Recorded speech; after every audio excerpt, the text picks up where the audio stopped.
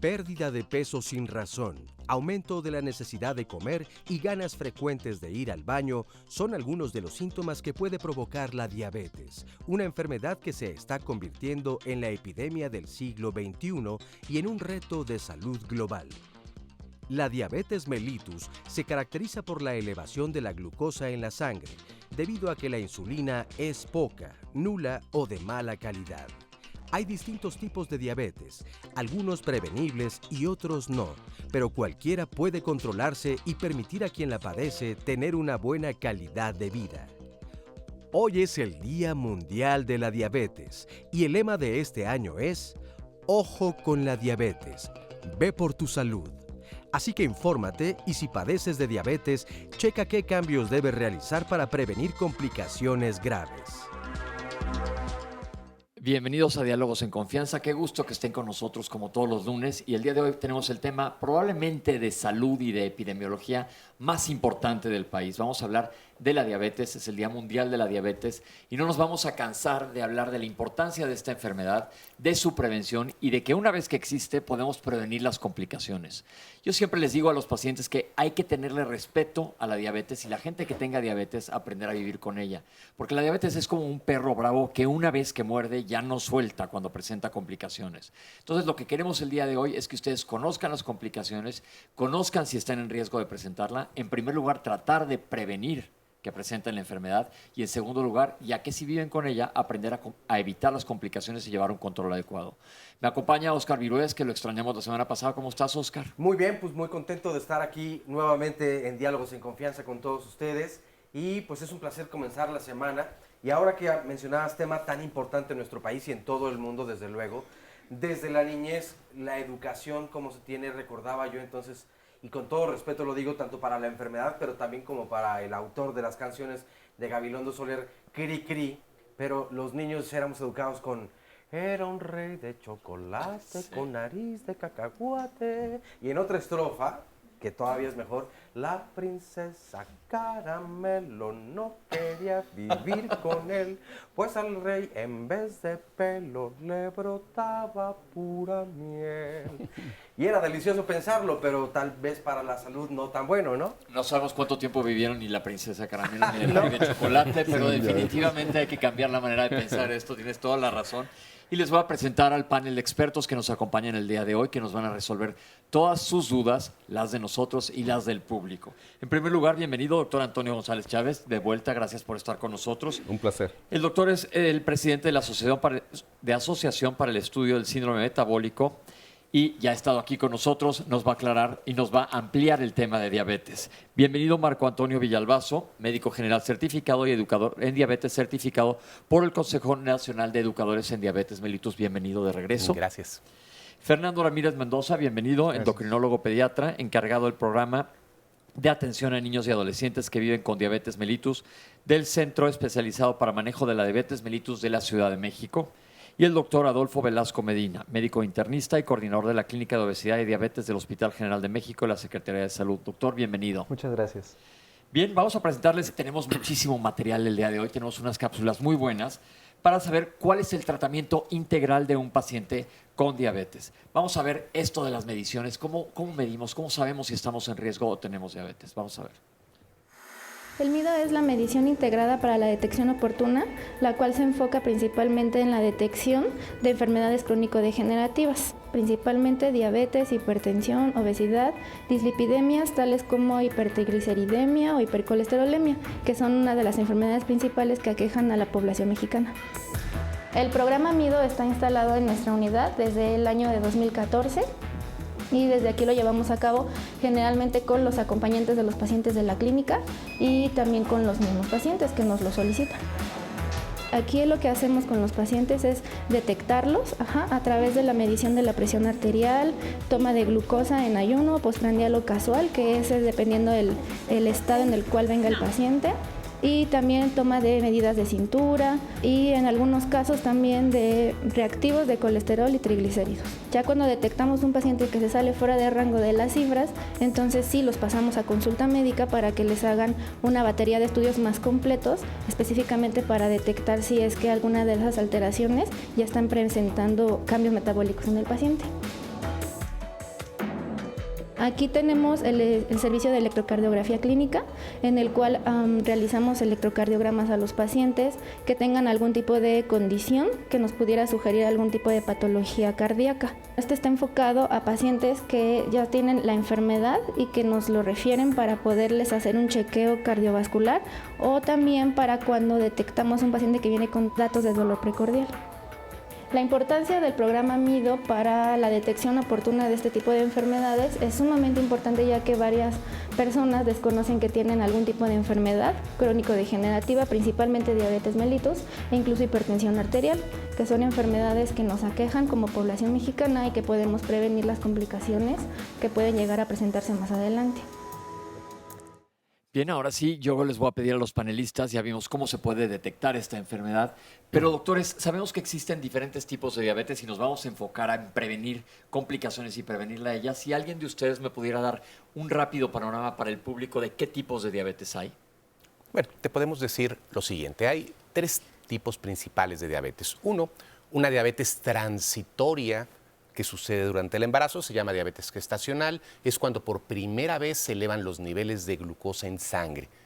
Puede haber problema de que el bebé nazca muy grande, que el niño nazca con un alto riesgo de diabetes tipo 2, pero terminando el embarazo, todo vuelve a la normalidad y la madre queda con un muy alto riesgo de desencadenar diabetes tipo 2 entre los 5 y los 10 años, muy alto riesgo.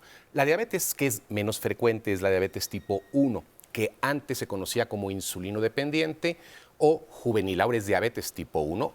No hay un registro nacional de cuántas personas viven con diabetes tipo 1 en México.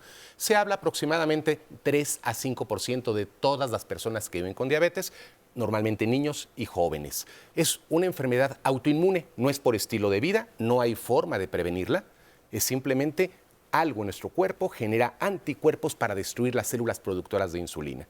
Y la gran mayoría de las diabetes, vamos a hablar 95-97% de todas ellas, es la diabetes tipo 2, que antes se llamaba del adulto o no insulino dependiente, es diabetes tipo 2. Esa sí tiene que ver en un muy alto rango con genética y estilo de vida.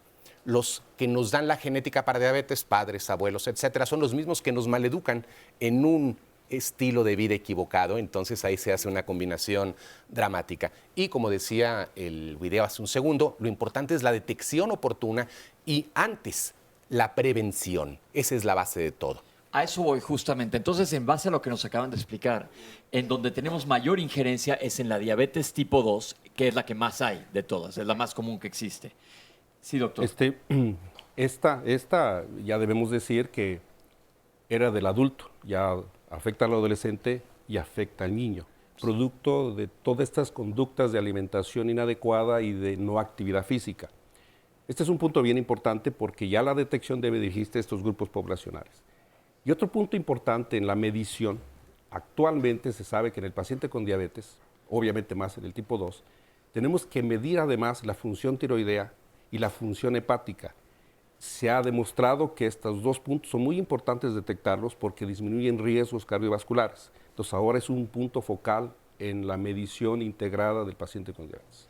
Volviendo al paciente con diabetes tipo 2 o alguien que no sepa si tiene diabetes aún, ¿qué les podemos decir? Por eso yo les insisto mucho cuando veo a pacientes en la historia clínica que hay que saber cómo está la salud de los padres y de los abuelos para saber si estás en riesgo. ¿Cuáles son los factores de riesgo para presentar diabetes? Algo bien importante, me adelanto un segundo. Lo más grave de todo es en el SANUD 2012 nos dicen que hay 6.4 millones de personas que viven con esta condición de vida. Pero de acuerdo a estudios epidemiológicos hay otro tanto por ciento que vive con ella y aún no ha sido diagnosticado y anda por ahí comiendo y viviendo como si el destino no lo fuera a tocar. Hay la mitad de las personas que ya viven con diabetes que aún no lo saben. Eso es algo puntual que quisiera poner. Las personas con riesgo es una situación que sí se debe precisar. Empieza por antecedentes familiares, es saberlo o no saberlo, es bien importante. Segundo, es la obesidad o sobrepeso y obesidad, ambas circunstancias. Perímetro cintura, 80 en la mujer, 90 centímetros en el hombre, eso es lo normal. Fuera de ese rango es un riesgo. Sedentarismo. Nada más déjeme aclarar eso. El perímetro de cintura es con una cinta métrica, ponértela justamente sobre el ombligo y ver cuánto mides. Si tienes más de 80 en el hombre o No, más, perdón, 80 en la más mujer. de 80 en la mujer y más de 90 en el hombre, estás en riesgo de Es un presentar riesgo. diabetes. El otro es el sedentarismo. Plenamente, aquella persona que no se mueve cuando menos 30 minutos diarios, 5 veces a la semana, durante 3 meses seguidos, o lo intenta o no lo intenta, no lo continúa, es sedentario. Y la otra parte importante es la alimentación. Si consumimos, no sabemos qué consumimos, qué nutrientes son, cuántas calorías tenemos y comemos inadecuadamente, ese es un factor de riesgo específicamente. Toda persona que tenga estas características debe ir a ubicarse si no tiene ya alguna normalidad o corroborar que efectivamente su glucosa está en rangos normales. Habló ahorita de que antes se llamaba diabetes del adulto y cada vez afecta a personas más jóvenes, inclusive a niños. Si tenemos una cápsula sobre endocrinología pediátrica, vamos a verla, a ver qué pasa con los niños en nuestro país. La endocrinología pediátrica es la especialidad que se encarga de buscar solución a los trastornos hormonales en niños y adolescentes. Enfermedades que corresponden a glándulas como tiroides, páncreas, las gónadas mismas, la obesidad infantil, una serie de circunstancias dadas por alteraciones en niveles hormonales. En el caso de diabetes, lo que nosotros nos dedicamos a tratar de solucionar es el trastorno que representa el sistema de una hormona llamada insulina con respecto a los niveles de glucosa en la sangre. Cuando un paciente llega de primera vez aquí con nosotros, habitualmente trae ya algunos estudios porque viene referido, pero lo que tenemos que saber inicialmente es cómo están sus niveles de glucosa. Los niveles de glucosa pues se checan en la sangre. Y conviene en ese momento también saber cómo están otros niveles, como grasas, triglicéridos, colesterol, cómo funciona su hígado y importantemente un parámetro que se llama hemoglobina glucosilada. Un estudio que nos permite inferir cómo han estado sus niveles de glucosa promedio a lo largo de 3 meses atrás. Vamos a revisar los datos de tu monitoreo, ¿ok? Esos son los estudios básicos. Mayormente se hacen estudios de sangre. Bueno, esta clínica es muy especial. Es la primera clínica que se propone con esta naturaleza en México. Y yo me atrevería a decir que en varios países de América Latina no existe una clínica con estas características. La clínica está localizada en un primer nivel de atención, lo cual la hace bastante accesible. Eso es una primera gran diferencia. Cuenta con un equipo multidisciplinario que realmente incluye todas las disciplinas que idealmente tienen que existir en un centro que atiende personas que viven con diabetes. El tratamiento no es exclusivamente llevado a cabo en colaboración con el paciente, sino que se amplía en un equipo más completo. El equipo debe incluir nutriólogo, educador en diabetes, psicólogo, podólogo, ortopedista, odontólogo, médico del deporte. Incluso aquí tenemos la ventaja de tener un gimnasio en donde podemos llevar a cabo las indicaciones del médico del deporte de una manera instruida, acompañada, y una cocina con un chef que permite interpretar fácilmente a los pacientes el plan de alimentación que les da la nutrióloga. Con todo esto y con la educación constante que se provee por los educadores en diabetes, podemos llegar a tener niveles de glucosa muchísimo más controlados y manteniendo estos niveles bien controlados, va a haber una menor cantidad de niños o que sean adultos jóvenes con ceguera, insuficiencia renal o incluso amputaciones. Mi trabajo actualmente tiene varias vertientes. Aprender a trabajar en colaboración con un equipo tan vasto. Recibir a todos los pacientes en edades pediátricas y adolescentes que cuenten con diagnóstico de diabetes mellitus e iniciar su abordaje. Una vez iniciado, es coordinar todos los avances que tengan con las demás disciplinas, integrándolas en una visión médica para que el paciente pueda solo llevar a cabo su control en casa, que es en donde finalmente se lleva a cabo el 99% del tiempo. Además de eso, tengo que estar vigilando que si tienen alguna otra enfermedad agregada, dar tratamiento a esa enfermedad agregada y en los casos en los que no tengamos los recursos para tratarlos orientarlos y enviarlos de manera correcta, administrativamente hablando, al hospital que cuente con especialidad. También estaba bien porque... Estamos hablando ahorita durante el corte que me parece una maravilla que existan clínicas como estas y es muy importante que los jóvenes, que tristemente tenemos una ventaja sobre todo el mundo en obesidad, por lo tanto en riesgo de presentar este tipo de enfermedades, conozcan, se enteren. Nuestra arma más fuerte que tenemos es la educación y estar conscientes. Doctores, una pregunta más antes de que entremos más de lleno al término. ¿Qué quiere decir prediabetes, que cada vez lo escuchamos más? ¿Quién está en riesgo y qué implica? El concepto de prediabetes engloba a todo paciente que se somete a ciertas pruebas de determinación de glucosa. En ayuno, por ejemplo, corresponde a aquellos que están entre 100 y 125 miligramos de cilitro, solamente una glucosa en ayuno. Y cuando se somete a una prueba de tolerancia a la glucosa con 75 gramos de glucosa, es aquel que se encuentra por arriba de 145 hasta 199, más de 200, tiempo? A las 2 horas. Okay. A las 2 horas. Okay. Sí. Quizá completando, ajá, la persona candidata para hacer esta prueba son aquellos que tienen sus factores de riesgo antes mencionados. Entonces, para que le comentemos a las personas que nos están viendo, cualquier persona que tenga factores de riesgo para presentar diabetes, ¿debería hacerse qué? ¿Una glucosa en ayunas? Y dependiendo si sale esta glucosa elevada, proceder a una curva de tolerancia de 2 horas. Con eso es suficiente.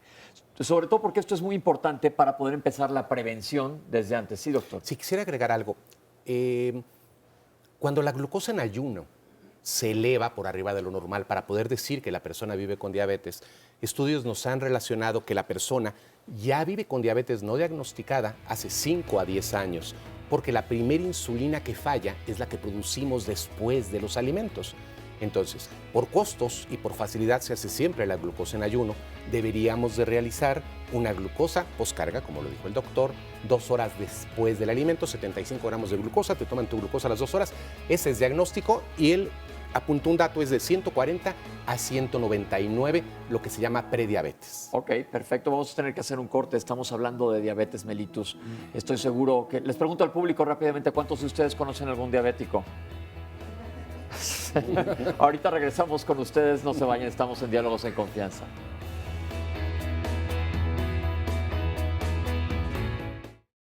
Ya saben que es importante pues incluir todos los grupos de alimentos, que también sea variado, balanceado, y en este caso pues ahorita vamos a poder checar.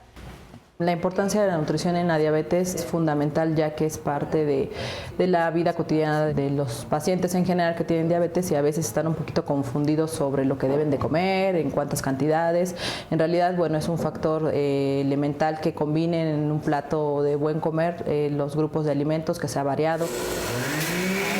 Le vamos a agregar un poquito de agua y aquí tratamos que vean la parte económica, sobre todo de temporada, que ocupen pues no solo las verduras de siempre, sino otras nuevas, y que pues esto ayude obviamente a que los niveles de glucosa se mantengan en sangre, sobre todo con la buena alimentación. Y aquí son talleres, como lo vieron ahorita, grupales de pacientes que vienen a aprender recetas diferentes para llevar ese plan de alimentación, de nutrición, pues ahora sí que a la práctica, ¿no? En el alimento tal cual.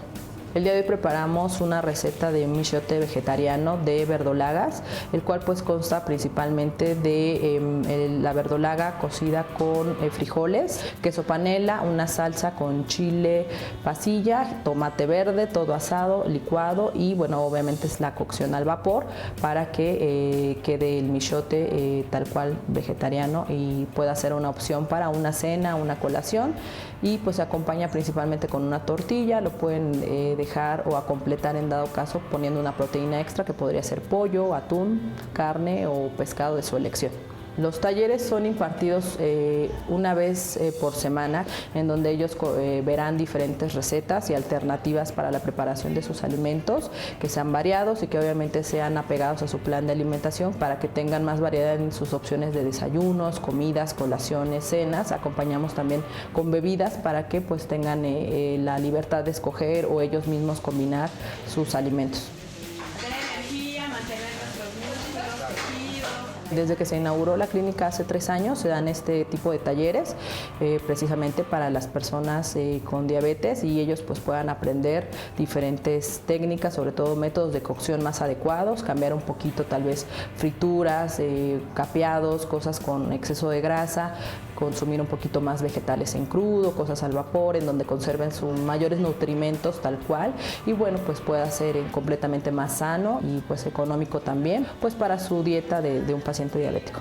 La importancia de las recetas y la alimentación, sobre todo para una persona con diabetes, es no limitarse a pensar que no puede comer todos los alimentos, sino más bien es saber cómo comerlos y en qué preparaciones para que sea un plato variado, sobre todo para poder disfrutar de la comida tal cual y no pensar que es una restricción a la persona con diabetes, sino saber comer adecuadamente en raciones, porciones, grupos de alimentos y variados sobre todo.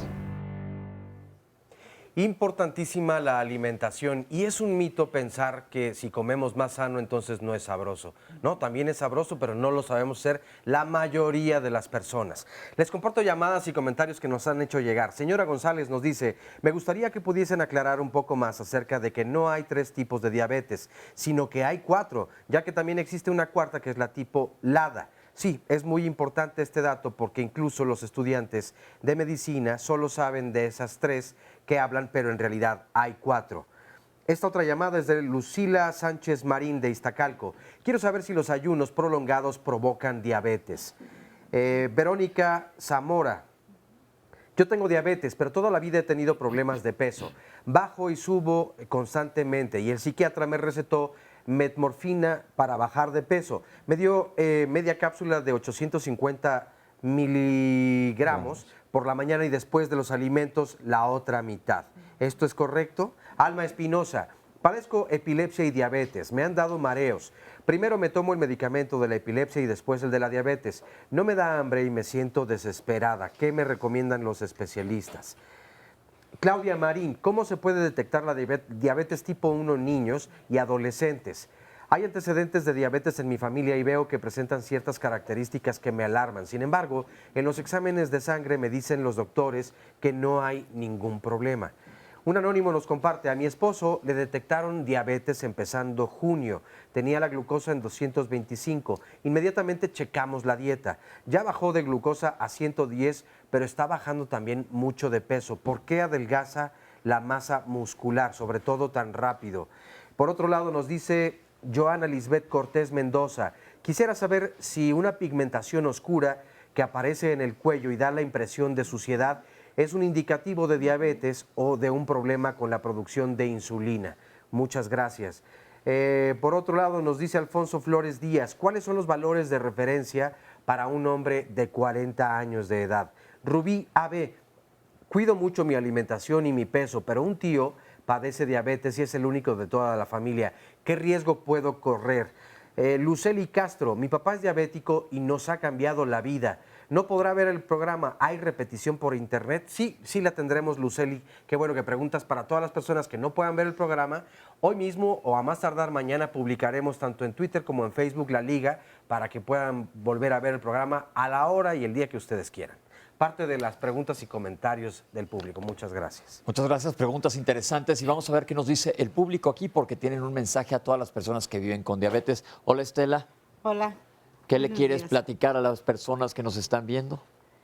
Que acudan, que sí es devastador el diagnóstico de tener diabetes, sin embargo, que es controlable y sobre todo en nuestro centro de salud especializado en el manejo de la diabetes, van a tener toda la ayuda, todo el apoyo, toda la guía que necesitamos para saber controlar correctamente nuestra enfermedad. Tú vives con diabetes. Yo vivo con diabetes, yo llegué en unas condiciones deplorables al centro de salud y pues gracias a la paciencia y al apoyo ahorita estoy, inclusive dejé de caminar, yo ya presentaba problemas severos de neuropatía diabética, dejé de caminar alrededor de 3 meses y medio y bueno, nuestro activador físico con muchísima paciencia hizo lo que ahorita estoy haciendo, caminando bien, estamos en un programa de ejercitación, tanto en el centro de salud como en tu nos casa han enseñado en los del aire libre. La chef que me llegó a ver totalmente desorientada. A veces cuando yo me acordaba que tenía que ir con la chef, lo único que llegaba era a dormir. Bueno, lo bueno es que ahí vas y estás sí. controlándote. Vamos a hablar un poco más adelante de las complicaciones para que las personas sepan lo que es la neuropatía y las demás complicaciones. Tenemos varias cápsulas que nos hablan de ellas, pero muchas gracias, Estela, y gracias por las ganas.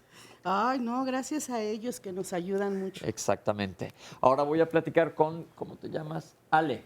Hola, buenos días a Hola, todos. Ale. Un placer estar aquí con ustedes y compartirles mi experiencia. Yo también soy una persona con diabetes, voy a cumplir 17 años con ella.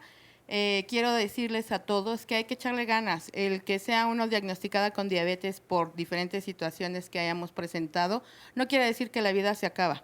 Al contrario, un médico que tuve la fortuna de conocer decía que tener diabetes es tener calidad de vida, porque aprendemos a valorarnos, a querernos, a cuidarnos. No crean que porque nos diagnostican con diabetes se nos acaba la vida. Al contrario, empezamos a vivirla, empezamos a crecer, mejoramos nuestro ejercicio, nuestra alimentación y como decía mi compañera Estela, los invito a que vengan y participen en la clínica de la diabetes. Tenemos muy buenos especialistas ahí, tenemos muchas especialidades, tenemos cardiología, tenemos la chef, tenemos a Ángel en la activación, al doctor Canela, médico integrista. Yo los invito a que participen y ojalá se pudieran instalar más clínicas dentro de la ciudad y en el estado, porque cada vez somos más las personas con diabetes.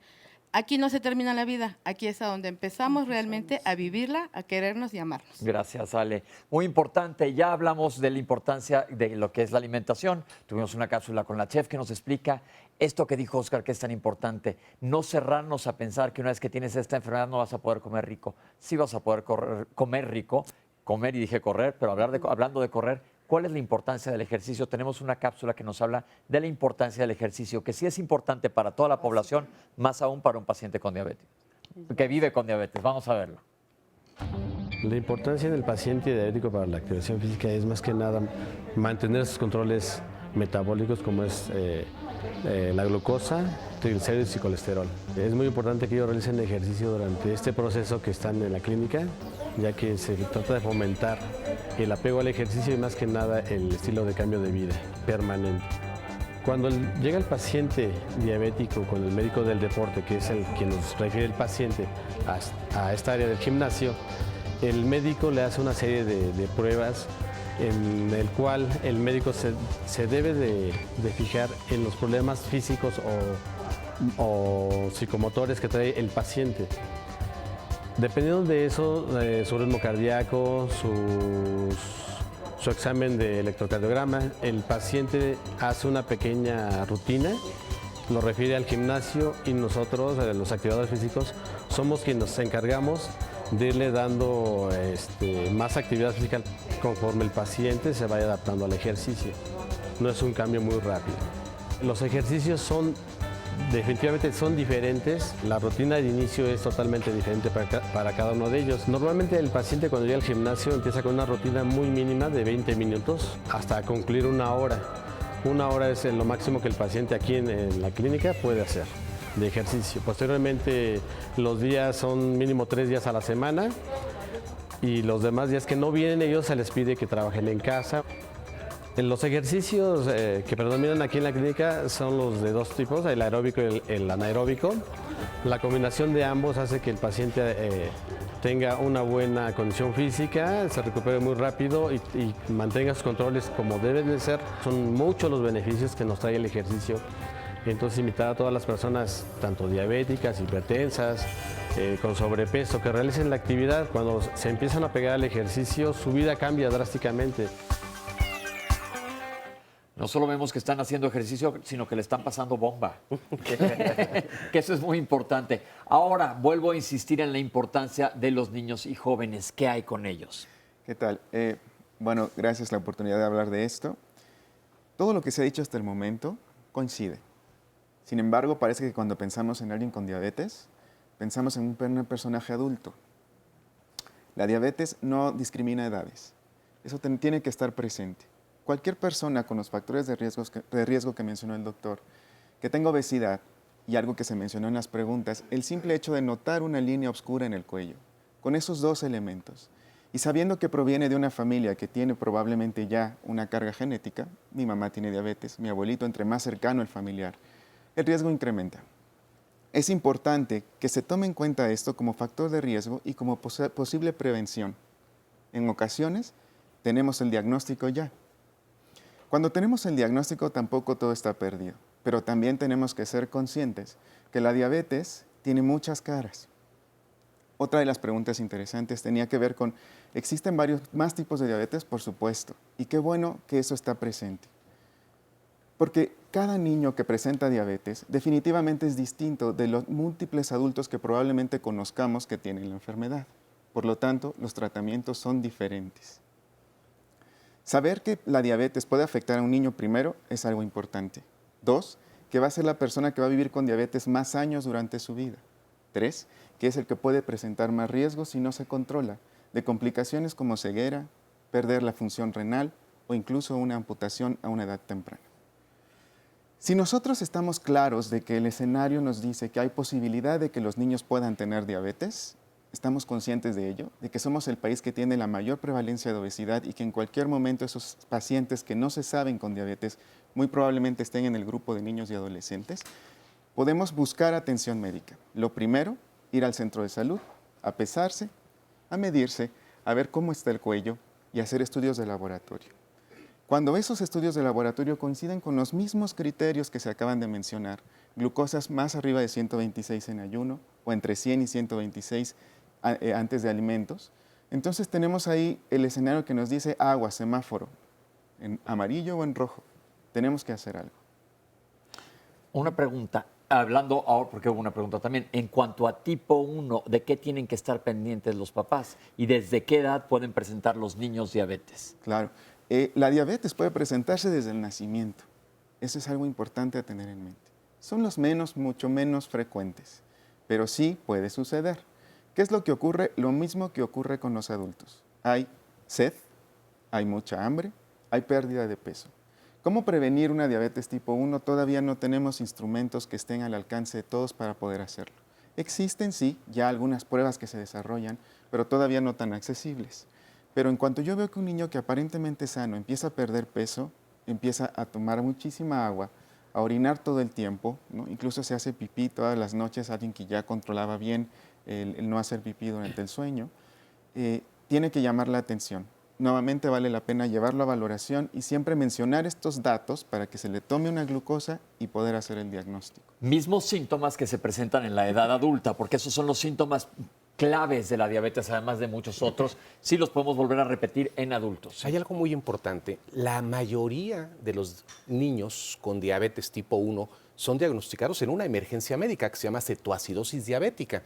Es un niño como cualquier otro, cae por una gastroenteritis al hospital y sorpresa, la glucosa elevadísima. Y la gente entra, los padres, en consternación, en duelo dramático, no lo creen, porque es una enfermedad sin causa, sin origen, sin consecuencia, porque se hizo algo equivocado. Pero la mayoría de esos diagnósticos son en hospital. Pero los médicos debemos de estar preparados para enfrentar esa situación que resulta ser una emergencia médica para después continuar con educación en diabetes a los padres. Porque esos padres, hay niños, acabamos de diagnosticar a un niño de 2 años de edad con diabetes tipo 1, y a quien se le da toda la estructura de educación y se le enseña a hacer las cosas es a los padres. Y esta feta se va pasando conforme va creciendo y madurando el niño.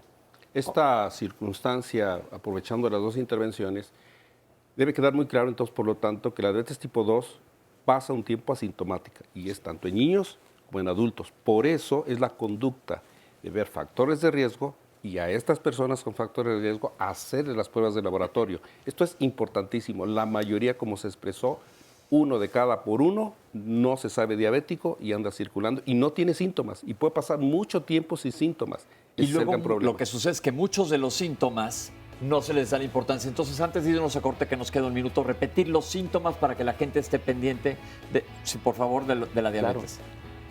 Personas que orinan mucho, que tienen mucha sed, que pierden peso, hay que considerar los factores de riesgo, pero básicamente son esos 3. Y mucha poliuria, hambre. polidipsia, polifagia. Sí, pero no siempre se presentan. puede estar en los niveles de glucosa elevada y cuando se presentan es cuando puede estar en un estado catastrófico, que amerita hospitalización. No hay que esperar a que aparezca. Entonces, para cerrar el bloque, si tienes factores de riesgo, chécate. Si tienes alguno de estos síntomas, chécate. Si estás con sobrepeso y obesidad y no tienes antecedentes, chécate. Eso es lo importante. Nos vamos a un corte. Ahorita regresamos con ustedes. Estamos en Diálogos en Confianza, hablando sobre la diabetes mellitus. Recuerden que van a poder ver el programa más tarde y mándenos sus preguntas.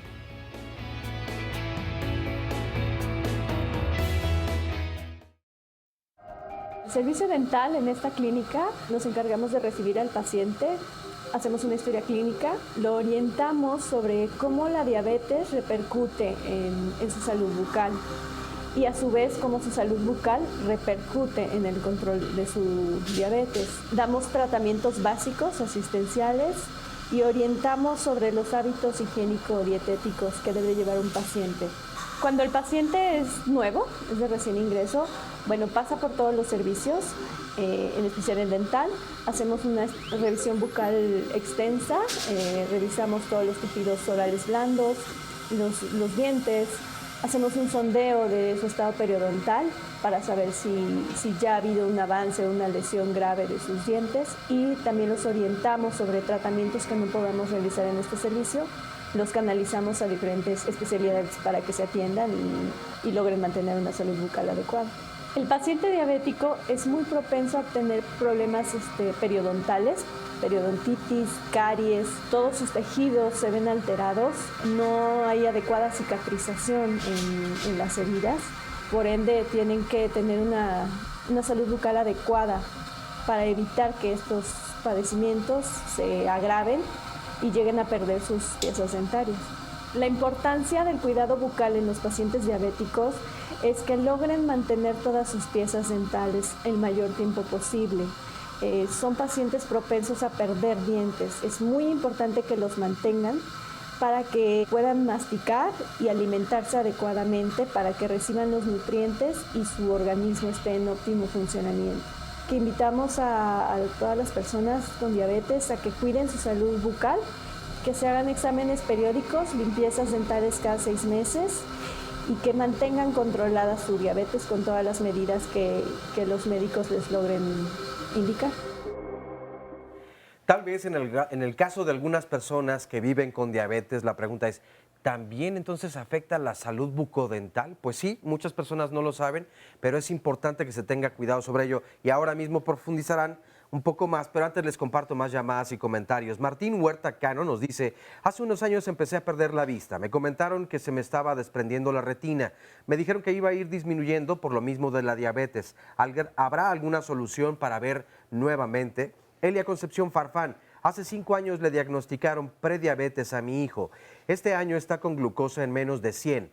¿Él ya está bien o se tiene que cuidar de por vida por el diagnóstico de prediabetes? Susana Estrada, ¿cómo podemos ayudar a una persona psicológicamente? Mi papá es diabético y tiene problemas en la vista y ha descontrolado a mi papá y a la familia emocionalmente. ¿Cómo podemos apoyarlo? Aparte de que le cambie el humor drásticamente y de forma constante. Yolanda Rivera, ¿una debe de ser gordita para padecer diabetes o también se puede ser delgada y padecer diabetes?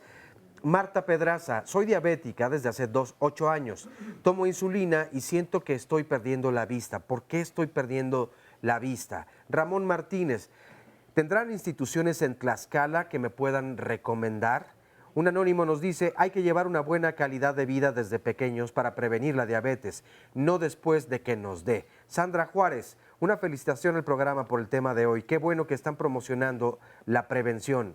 Minerva Flores, me llama la atención que siempre que hablan de la diabetes, nunca tocan el tema de leptina. Y también me gustaría saber la función exacta de la metformina, información actualizada que tengan. El programa pasado de hace un año no hubo muchas cosas novedosas.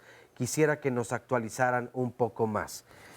Por otro lado nos dice Adolfo Bosco, yo vivo en La Paz y aquí se ve muy mal que te cuides. La gente dice, miren al simple. Bueno, pero pues ese simple más bien es especial. Simplemente los demás no se cuidarán y tendrán tal vez consecuencias. Edgar nos dice, la mejor manera de saber si eres diabético es el análisis de glucosa. No hay cultura de prevención, hay que checarse. El chequeo preventivo es importante, mínimo 2 veces al año. Checar lípidos, glucosa, urea, creatinina, etcétera. A Vargas nos dicen, ¿podrían evitar decir diabético? Una condición no te define y es un término ofensivo. Es persona que vive con diabetes. Rosa Blue, los 4 abuelos y papás tuvieron diabetes. Soy hipertensa desde los 20 años. ¿Es cierto que está en mi sistema la diabetes? Mauricio Reyes, ¿cuál es el papel que juega la leptina en el control de la diabetes? Gracias por la respuesta. Y finalmente, Carol Kaulitz Medrano nos dice, buen día, mi suegra tiene diabetes, no recuerdo qué tipo, pero mi pregunta es, a ella su gastroenterólogo le prohibió cenar. A mí se me hace que está mal que pase tantas horas en ayuno. ¿Será esto correcto? ¿No le podrá afectar tal vez un poco más? Parte de las llamadas. Gracias por Muchísimas gracias por todas las llamadas que nos están llegando. Las estoy anotando para que, si no salen a lo largo del programa, recuerden que al final las vamos a contestar todas ellas. Y doctores, retomando la cápsula que vimos sobre salud dental, me gustó mucho que dice que la diabetes sí te puede afectar la salud dental, pero a la vez la salud dental también te puede empeorar el control de la diabetes si es que vives con ella. Y qué bueno que hicieron esa aclaración, ya me la había hecho el doctor. Es importante que nos eduquemos todos, todo el tiempo. Y tuvimos un programa hace poco sobre salud dental, salud bucal en general, y fue impresionante ver todos los errores comunes que tenemos. Entonces, ustedes todos pueden revisar ese programa que ya los tenemos en YouTube para saber cómo cuidar su salud dental. Y ahí también hablamos de la importancia de la diabetes. Algo que quieran decir, ¿por qué la salud dental es tan clave para los diabéticos? Mira, algo bien importante es lo siguiente. Primero, hicimos una pequeña encuesta en alumnos que van para educadores en diabetes. ¿Quién de las nutriólogas revisa en la primera visita la boca de sus pacientes? Ninguna. No les enseñaron en la escuela de nutrición a revisar la boca, que es por donde entran los alimentos. Primero. Segundo, una persona que no tiene piezas dientarias no puede comer adecuadamente. La principal causa de pérdida de dientes en adultos es parodontitis o periodontitis, que es una pérdida espontánea de dientes muchas veces sin dolor. Paz. Y hay gente que vive con diabetes que no tiene piezas dentarias. Es una complicación microvascular de la diabetes. Empieza con gingivitis, irritación de encías, sangrado, pero el hueso, la mandíbula, se va retrayendo, que es donde está insertado la raíz del diente. Y queda libre el diente y se sale solito. 2, una infección a nivel dentario es causal muy frecuente de que se eleven los niveles de glucosa por elevación de unas cosas que se llaman hormonas contrarreguladoras. Infecciones dentarias, renal, en cualquier parte del cuerpo, elevan los niveles de glucosa, no solamente es comida. Yo quisiera, efectivamente, pero igual que otras complicaciones, se detienen.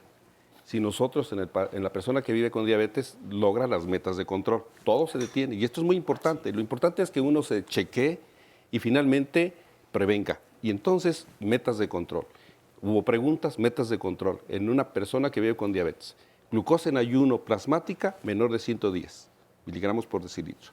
Glucosa postprandial de 2 horas menos de 140. Postprandial quiere decir después de comer, 2 horas después de comer. Después de comer. Y hemoglobina glucosilada, en el mejor de los casos, menor de 7, en algunas personas 6.5. Estas metas le van a evitar problemas. Había una pregunta que decía, ¿por qué si estaba muy descontrolado y perdió mucha masa muscular? Precisamente porque hay un catabolismo muy importante. Debes saber que las metas de control deben estar, lograrlas y mantenerlas permanentemente. Esto es lo importante para prevenir todas las complicaciones. Está bien demostrado con evidencia científica que si se logra esto, participando el paciente en el tratamiento, y aquí es donde viene, qué tan importante es que la persona que vive con diabetes debe participar en el tratamiento, el 50%, debe integrarse, debe conocer, debe informarse, y este es un punto importante. Tocaron un punto importante que no hemos hablado y creo que es buen momento. ¿Qué es la hemoglobina glucosilada y cómo funciona? Fíjate que justamente es importante, tratando de hilar las dos ideas, saber que la boca se afecta, saber que la hemoglobina se afecta, que el riñón, que el pie, nos hace tener en mente que la elevación de glucosa daña prácticamente todos los sistemas, pero su control también permite que los sistemas no se dañen por glucosa elevada. Al controlar los niveles de glucosa dentro de estas metas, lo que estamos logrando es evitar el daño en todo nuestro organismo. La hemoglobina glucosilada, al final, es una sustancia que normalmente está en la sangre, se llama hemoglobina, le da color rojo a la sangre y hace una de las funciones primordiales, llevar oxígeno al resto del sistema. Todos necesitamos oxígeno, todos los tejidos, el cerebro, la piel, los riñones, el corazón. Cuando el exceso de glucosa está presente, la hemoglobina de alguna manera atrapa esas moléculas de glucosa, de alguna manera defendiendo al cuerpo para evitar que esta sustancia se pegue en las paredes de los vasos sanguíneos. Pero deja de llevar ese oxígeno. Por lo tanto, un nivel de hemoglobina glucosilada excesivo, de entrada nos está diciendo, está llegando menos oxígeno a todo el cuerpo. Y con menos oxígeno, pues los tejidos envejecen. Estamos envejeciendo de una manera prematura, perdiendo la capacidad visual, perdiendo la capacidad motora, la capacidad de todo, incluso intelectual, ¿no? Saber que la hemoglobina glucosilada es por lo pronto un producto que podemos tomar y que se está renovando cada 3 meses, por lo pronto es útil para poder determinar qué tanto esa hemoglobina se pegó a glucosas, estuvieron circulando, y durante 3 meses al menos sabremos, entre más alta esta hemoglobina, qué grado de control el paciente tuvo. Es importantísimo realizarlo al menos cada 3 meses en pacientes que se encuentran en tratamiento. Okay. Yo creo que aquí es donde participa la persona que vive con diabetes. Debe acudir a la consulta y debe pedir que se le haga todas estas pruebas, porque de otra manera no es posible saber si está controlado o no. Pero también debe pedir que le revisen los pies, debe pedir que le revisen los ojos, debe pedir que le revisen la boca, es decir, debe ser una parte de intención del paciente participar en prevenir. No debe solo someterse a si el médico lo hace o no lo hace, o automáticamente lo pasan a un lado u otro. Referir sus molestias y hacer que le revisemos los pies. Esto se llama participar. Hay un decálogo para el paciente que es cuidarse, lo escuché, es participar y pedir, solicitar. Esto es importantísimo para que la persona que vive con diabetes esté libre de complicaciones, con una estabilidad de su vida, con una calidad de vida muy importantemente, porque se refiere que está el niño, está el adulto, se requiere una integración familiar. El apoyo psicológico nace de la familia con el ejemplo, pero de integración familiar. Y la persona que ve con diabetes, incluyendo el niño, es importantísimo esta parte fundamentalmente. Se mencionó ya que la diabetes prácticamente afecta a todos los órganos y sistemas que tenemos en el organismo y se ha mencionado en un par de veces y hay preguntas sobre qué pasa con los ojos, se pierde la vista. Tenemos una cápsula de la importancia que es la valoración oftalmológica de los pacientes que viven con diabetes. Vamos a verla. Pues nuestra principal función es hacer la detección oportuna de lo que es la retinopatía diabética, ya que nuestra población son pacientes diabéticos. Ahorita, ¿alguna otra molestia aparte de que no está usted viendo correctamente? No, nada más. Tenemos que valorar si existe ya algún daño en la retina secundario a la diabetes que el paciente está presentando. Puede presentar retinopatía diabética, puede presentar catarata, puede presentar glaucoma como las principales complicaciones por esta enfermedad. Inicialmente valoramos los estudios de laboratorio que presenta el paciente para ver qué tan controlado se ha mantenido. Después procedemos a la evaluación con la toma de la agudeza visual para ver qué tan afectada se encuentra su visión. Y posteriormente lo pasamos aquí a esta área donde tenemos el equipo para hacer la valoración completa del paciente, que sería con la lámpara de hendidura, vemos la parte del segmento anterior del ojo, evaluamos si alguna de estas estructuras de la parte anterior del ojo se encuentran dañadas, tomamos la presión del ojo para descartar si tiene glaucoma y posteriormente procedemos a hacer una valoración más profunda, aplicamos medicamentos para la dilatación de la pupila y que eso nos permita a nosotros hacer la valoración de lo que es la parte interna del ojo, que es la retina. Entonces, esos principalmente son los parámetros que nosotros tenemos que valorar en cada uno de los pacientes. Agudeza visual, la presión del ojo y la valoración de retina con dilatación de pupila. Lo más importante es evitar complicaciones por la enfermedad, detectar a tiempo si tiene catarata y poder de esta manera mandar al paciente oportunamente a un tratamiento quirúrgico o de rayo láser, dependiendo del problema que el paciente esté presentando. La diabetes es una de las principales causas que nos va a ocasionar una ceguera que es irreversible. Entonces lo importante es hacer detección oportuna, un tratamiento oportuno y orientar adecuadamente al paciente en la importancia de la valoración, en este caso de oftalmología, para evitar la pérdida de visión de los pacientes. Es probablemente una de las causas más comunes de pérdida de la visión en el mundo en general. Y la pregunta aquí es, ¿se puede tratar la retinopatía? Ya oímos hablar de que se puede tratar con láser, pero ¿cómo afecta o cómo beneficia el control de la diabetes en cuanto a la visión? Indudablemente el control es, bueno, no control estricto, sino el control de los niveles de glucosa es la medida más óptima para el tratamiento y seguimiento de la retinopatía diabética, independientemente de que ya platicaron que existe la fotocoagulación.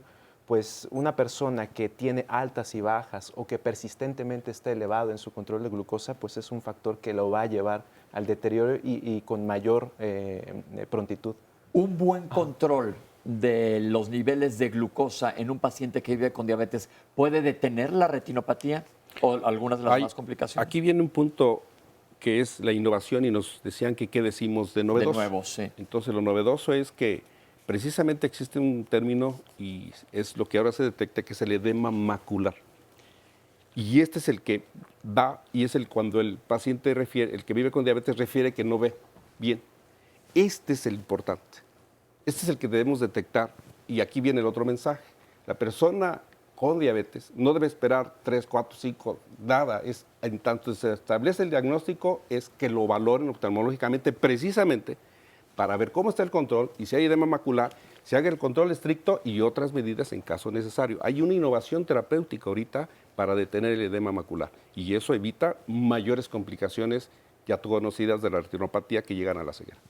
La mácula es una parte de la retina que es básicamente lo que nos permite ver adecuadamente, y edema quiere decir que existe una inflamación con retención de líquido en la zona, es decir, se está afectando secundario a la enfermedad. Sí. Comentaban en una de las preguntas que la persona se está tratando con insulina y se está quedando con problemas de la visión. Es importante mencionar que cuando una persona inmediatamente se trata con insulina, hay que buscar un punto de equilibrio en donde podamos evitar que el descenso rápido, súbito de glucosa ocasione alteraciones en cuanto al metabolismo y, por ejemplo, en el cristalino se produce ese edema, ese hinchazón, lo cual muchas veces hace que la persona vea borroso. Entonces esa sería una de las explicaciones. Así es. Por eso es clave estar bajo control médico todo el tiempo, y lo han dicho al final de cada bloque, lo más importante es la prevención y el control desde que lo conocen. Vamos a hacer un corte, pero estamos en Diálogos en Confianza hablando de diabetes mellitus. Regresamos con ustedes después de este corte.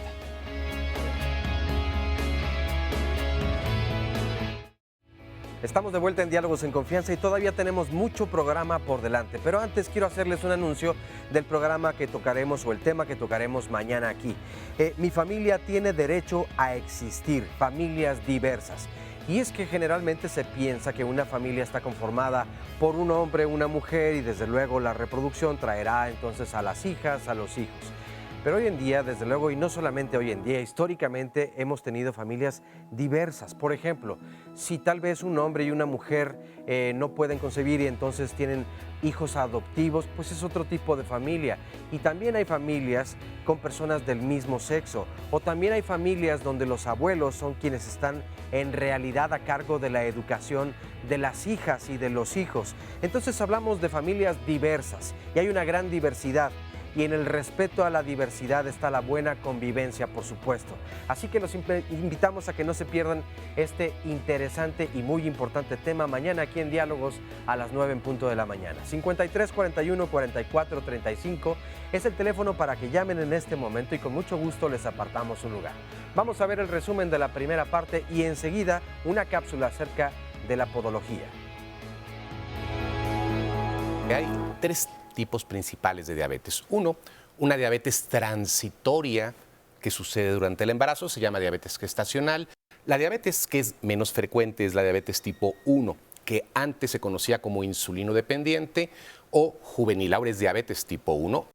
Y la gran mayoría de las diabetes, vamos a hablar 95-97% de todas ellas, es la diabetes tipo 2, que antes se llamaba del adulto o no insulino dependiente. Es decir, lo importante es la detección oportuna y antes la prevención. Esa es la base de todo. Actualmente se sabe que en el paciente con diabetes, obviamente más en el tipo 2, tenemos que medir además la función tiroidea y la función hepática. Personas con riesgo es una situación que sí se debe precisar. Empieza por antecedentes familiares. Segundo, es la obesidad o sobrepeso y obesidad, ambas circunstancias. Perímetro cintura, 80 en la mujer, 90 centímetros en el hombre, eso es lo normal. El otro es el sedentarismo. Plenamente, aquella persona que no se mueve cuando menos 30 minutos diarios, 5 veces a la semana. De prediabetes engloba a todo paciente que se somete a ciertas pruebas de determinación de glucosa. En ayuno, por ejemplo, corresponde a aquellos que están entre 100 y 125 miligramos de decilitro. Cuando se somete a una prueba de tolerancia a la glucosa con 75 gramos de glucosa, es aquel que se encuentra por arriba de 145 hasta 199. La diabetes no discrimina edades. Eso tiene que estar presente. Glucosas más arriba de 126 en ayuno o entre 100 y 126 antes de alimentos. Entonces tenemos ahí el escenario que nos dice agua, semáforo, en amarillo o en rojo. Tenemos que hacer algo. Bueno, voy a hacer las pruebas de sensibilidad. La valoración de los pies en los pacientes con diabetes consiste en revisar deformidades óseas, en la sensibilidad de los pies, en alteraciones que tengan como tinea pedis, onicomicosis, hipercargas. Cuando el paciente es de nuevo ingreso, se le realiza pruebas de sensibilidad en los pies, que consiste en un monofilamento y diapasón.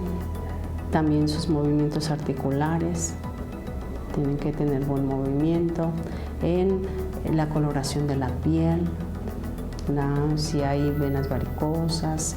La finalidad de estos estudios es para saber si ya hay una neuropatía diabética. Los principales problemas son pie diabético, neuropatía diabética, insuficiencia venosa o arterial y amputaciones. Ahora sí, círculos, por favor. El pie diabético consiste en destrucción precisamente de la piel, de tejido. El riesgo puede ser por un zapato, por un mal corte de uñas o lesiones. La manera en que se puede prevenir todo esto es un zapato adecuado, que no lastime. La prevención de la neuropatía es muy importante. La pérdida de sensibilidad muchas veces los lleva a que no sienten las heridas, no sienten que un zapato les pueda estar lastimando. Entonces se tienen que revisar diariamente. La principal importancia de estos estudios es la prevención al pie diabético. La educación sobre el autocuidado de los pies en el paciente con diabetes es un componente esencial, ya que le permite conocer al paciente sobre su enfermedad y así evitar el desarrollo a complicaciones. También lo hace partícipe de sus tratamientos y sus cuidados y así evitar el riesgo a un pie diabético. Estamos de regreso con el público. Isabel nos quiere decir unas palabras. Hola, Isabel. Pues buenos días a todos y gracias al apoyo que tenemos nos fueron a invitar a que viniéramos a esta plática que es muy importante para todos. Yo tengo la diabetes hace 5 años, pero con el tratamiento que tengo en el ISSSTE, gracias a Dios, estoy adelante y no me duele nada. Con las medicinas y los ejercicios que nos dan en el centro de los adultos mayores, estoy adelante. Y muchas gracias a la persona que nos invitó. Oiga, y dígame una cosa. Sí. ¿Usted ya aprendió a comer adecuadamente? Pues un poco, porque tengo una hija que es nutrióloga, nieta, que es nutrióloga y es la que me está enseñando a comer. Los alimentos que ella me dice, pues a veces los cumplo, pero a veces sí por mi salud. Claro que hay que cumplirlos por salud. Y dígame una cosa que es bien importante. ¿Verdad Sí. que está rica la comida? Pues Pues no mucho, pero sí me la tengo que comer porque si no, pues no. Bueno, no, es que... Hay pues que sí, explorar otras recetas, yo creo que es lo que hay que hacer porque sí se puede comer rico. Sí se puede comer rico, pero lo malo es que nos quitan toda la sal, el azúcar. Pero pues es gracias a nuestra salud. No, es a favor de nuestra salud. A favor de nuestra salud. Claro, gracias Sí, Isabel. sí, señor, gracias. Gracias. Y Miguel nos tiene un comentario también. Hola. Hola, muy buenos días. Venimos a darles un anuncio por parte de Rotary International, específicamente del Club Platero Centro Histórico, en el cual nos sumamos a esta iniciativa de mejorar la calidad de pacientes con diabetes y traemos un proyecto de detección temprana de glucosa. Me da mucho gusto tener aquí al doctor Antonio González porque nos basamos mucho en su libro de síndrome metabólico para hacer estas detecciones tempranas y también en otro libro de Vivir con Diabetes del doctor Héctor Sánchez Mijangos. Pueden comunicarse al Facebook, que es Club Rotario Platero Centro Histórico. En los últimos meses hicimos 1,500 detecciones totalmente gratuitas y enviamos a los pacientes para que sean atendidos oportunamente. Todos tenemos que vivir con diabetes, me incluyo, pero tenemos una forma diferente de vivirla. Claro, la cosa es detectarla y tratarse a tiempo. Detectarla y hacer algo de prevención, siempre prevención. Muchas gracias, Miguel. Oscar, ¿qué más nos dice la gente allá afuera? Pues tenemos varias llamadas y comentarios. Nos dice Alicia Garduño, desde hace 7 años fui diagnosticada con diabetes. Tomo media pastilla de metformina, 850 gramos en la mañana y media en la noche. No llevo dieta. El sábado en ayuno tuve 127 de glucosa y a las 3 horas tenía 113. ¿Tengo o no tengo diabetes? José Luis Landa, ¿qué chequeos básicos nos tenemos que hacer para detectar la diabetes? Por otro lado, nos dice Reina Jacobo, ¿podrían pasar la ubicación de la clínica de diabetes y si podemos asistir las personas con seguro o se necesita algún requisito para poder asistir y si tiene algún costo? Me gustaría que hablaran las personas intolerantes a los carbohidratos, nos dice Armando Guiberra, ya que soy diabético y soy intolerante a los carbohidratos. Señora Zúñiga, ¿la ingesta de metformina puede llegar a afectar el páncreas? Mauricio Rodríguez, mi hija de 11 años en un control dio 111 de azúcar en ayunas. ¿Esto podría ser diabetes? Nos dice, por otro lado, Gloria Cabrera, quisiera que hablaran de neuropatía diabética. Karina Esquitín, tengo una hija de 8 años diagnosticada con diabetes tipo 1. ¿Hay alguna asociación que me pueda apoyar? Vivo en el Estado de México. Joel Ibarra, tengo diabetes desde hace 10 años y a nosotros los diabéticos nos tienen catalogados como crónicos degenerativos y no nos atienden bien. Todo lo que nos salen después le echan la culpa a la diabetes. Se refiere a enfermedades en el futuro. María Eugenia Torres, tengo 16 años con diabetes. Desde hace 8 años me controlo con dieta. Actualmente tomo 3 pastillas de metformina. Jamás me han dado insulina. Quiero saber por qué no me han dado hasta el momento insulina. Nos dice también City, he vivido cerca de esta terrible enfermedad con familiares y sin duda es importante tomar acciones para prevenirla. Tomemos conciencia que al fomentar malos hábitos alimenticios y físicos en nuestros niños, los estamos empujando a este precipicio. Gabriel, y también por supuesto de control en diabetes, no hay otro ensayo. Tania Osorio, ¿podrían hablar de la diabetes que se adquiere en el embarazo?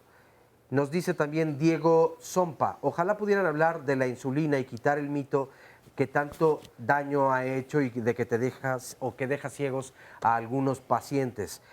Por otro lado, nos dice Luis Astro, mi madre, abuela, falleció el mes pasado por complicaciones de la diabetes. Si se hereda, se desarrolla tarde o temprano. Es decir, si no soy tan cuidadoso, pero tampoco tan descuidado. Se desarrollará de todos modos con la condición genética. Sane nos dice, el diabético es una persona con diabetes. No hay por qué dejar de decirle así. Eso es y debe aceptarlo todo mundo. Alex Zipper, mi padre tiene diabetes e insiste en que no es alimentación y sedentarismo, sino son los corajes los que hacen que se aumente y lo que empeora. Mi tío tiene tanta diabetes que mete su dedo en mi taza de té y la puede endulzar. Y nos dice finalmente Guillermo Jaimes González y Soto. Soy maestro en ciencias por parte del Instituto Politécnico Nacional y les comento que la diabetes se detecta con un indicador del grado de acidez o pH. Cuesta solo 5 pesos.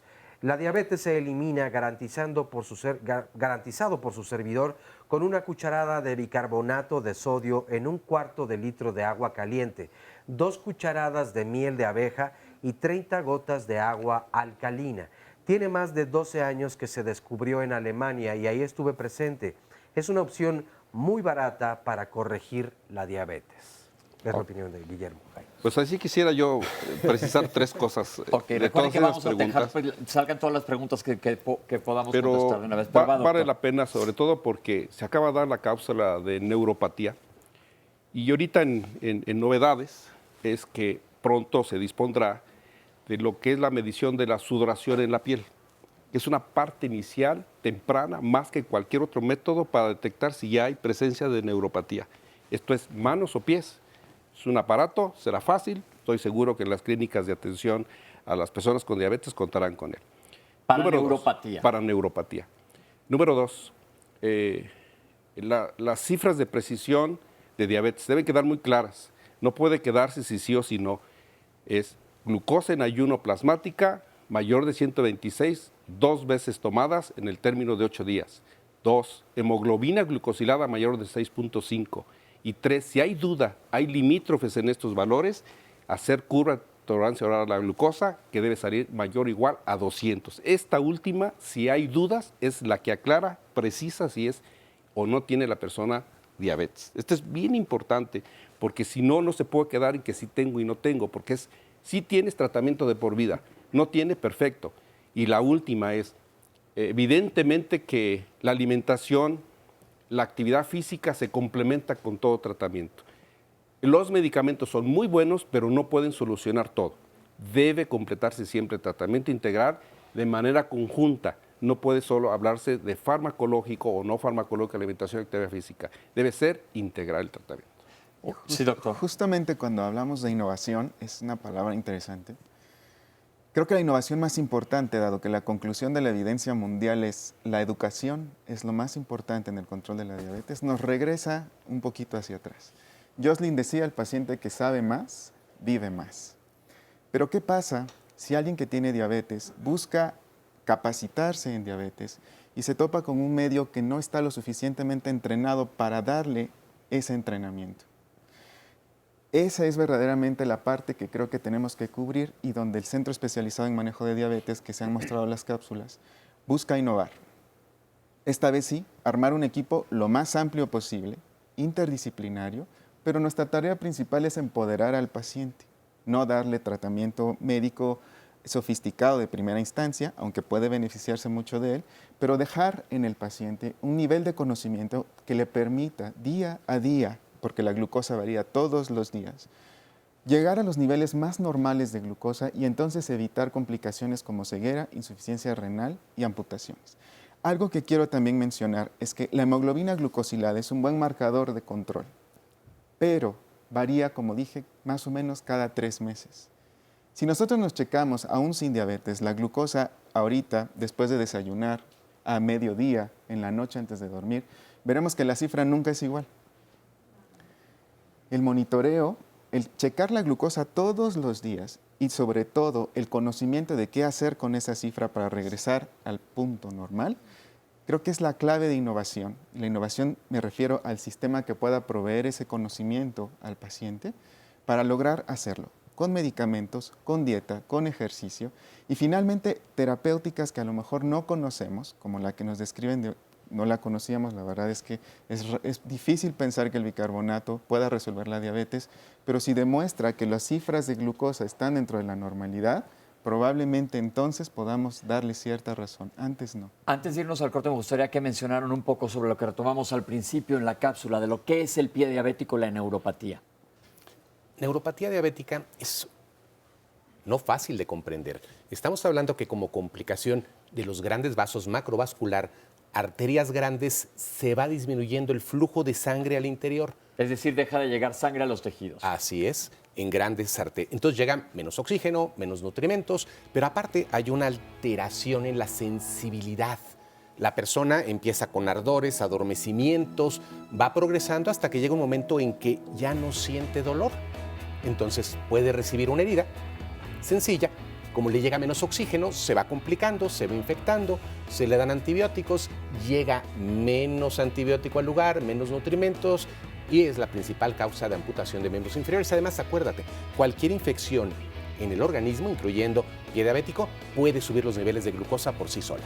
Eso es muy importante. Ahí están las causas del pie diabético, causa número 1 de amputaciones. Ya tuvimos una vez un programa también que hablaba de esto. Entonces, otra razón más para tener las riendas, como acaba de mencionar el doctor, las responsabilidades de cada uno de nosotros de nuestra salud. La medicina va a ayudar, pero el paciente que tiene que tomar las riendas. Ahorita regresamos con ustedes. Estamos en Diálogos en Confianza, hablando de diabetes.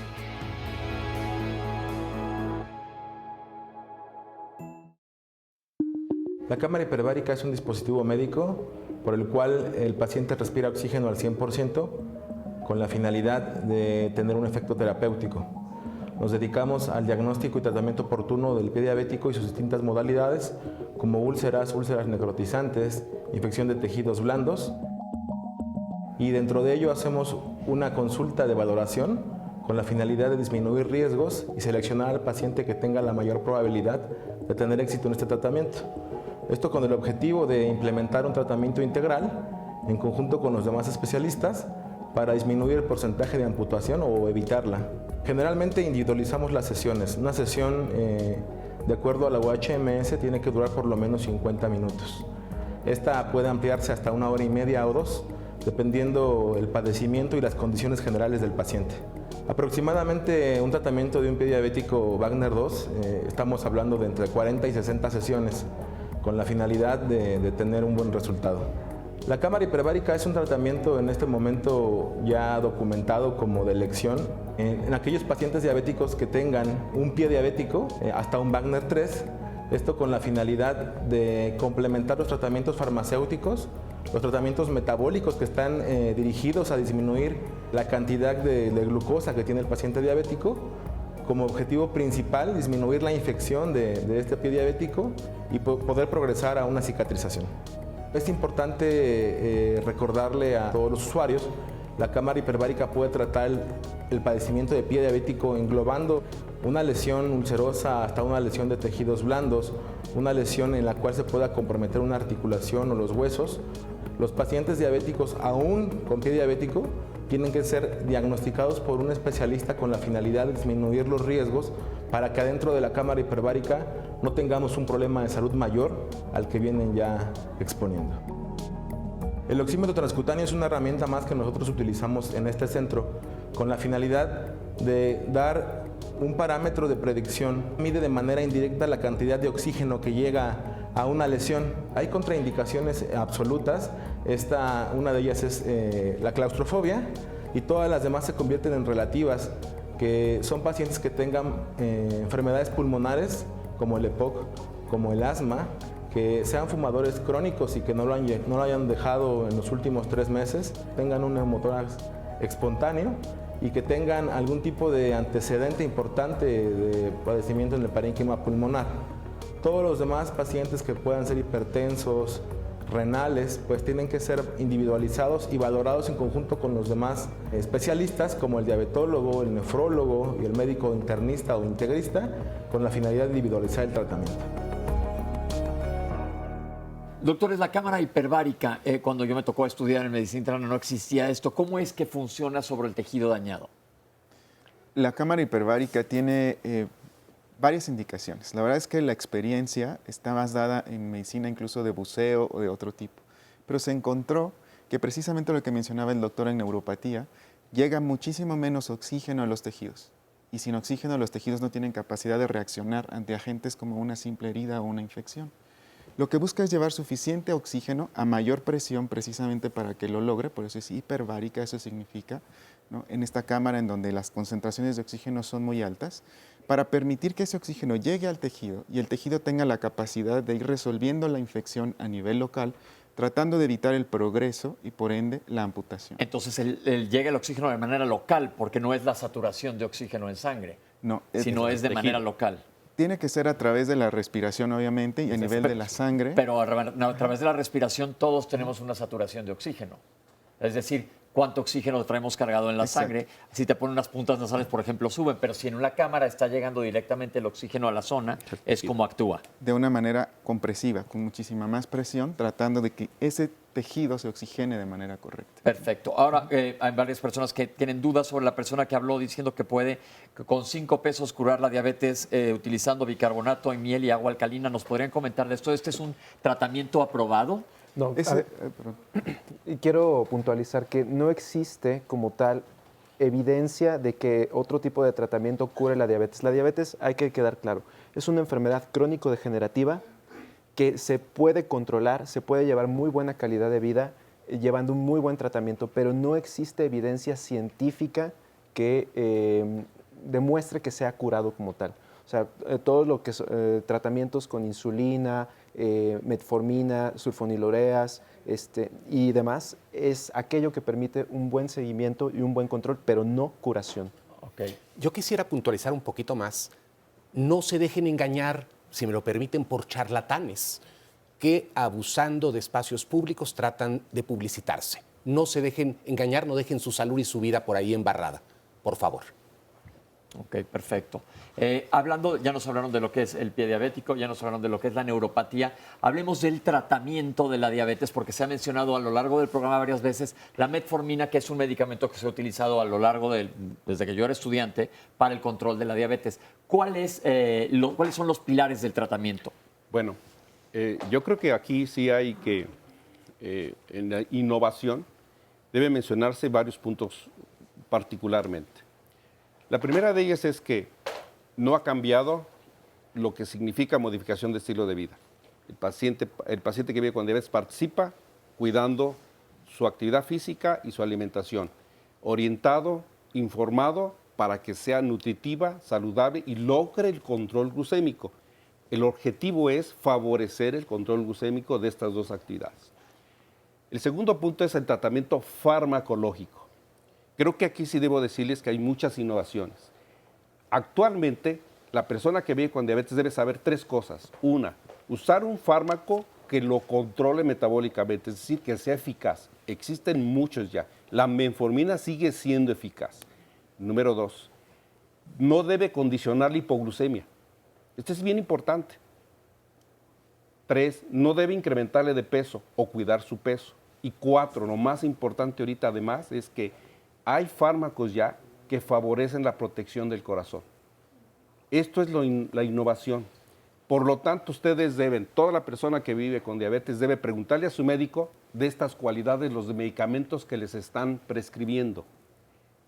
Cuidamos la calidad de vida de no hacer hipoglucemia y proteger el corazón. Y ya existen fármacos que hacen esto. Hay nuevas insulinas también, son fármacos orales y nuevas insulinas que hacen esto. Es muy importante que esta ampliación de la terapéutica se dé. Pero eso sí quiero precisar. Hay medicamentos tradicionales como la metformina, ¿sí?, que sigue siendo muy eficaz. Es la primera que indicamos la mayoría. Está basado científicamente todo lo que acabo de mencionar, dado y avalado por asociaciones científicas. Y aquí es lo importante. Cualquier duda que exista de cualquier tratamiento, su médico debe avalarlo científicamente. Yo creo que eso es importantísimo para evitar justo lo que decía la charlatanería. Sí. ¿Algún otro comentario? Porque la gente le tiene muchas veces miedo a los medicamentos o dicen, voy algún día a requerir insulina. Antes se pensaba que la insulina era exclusivamente para el tipo 1. Sí, mira, la insulina se utiliza cuando ya no hay reserva pancreática de insulina.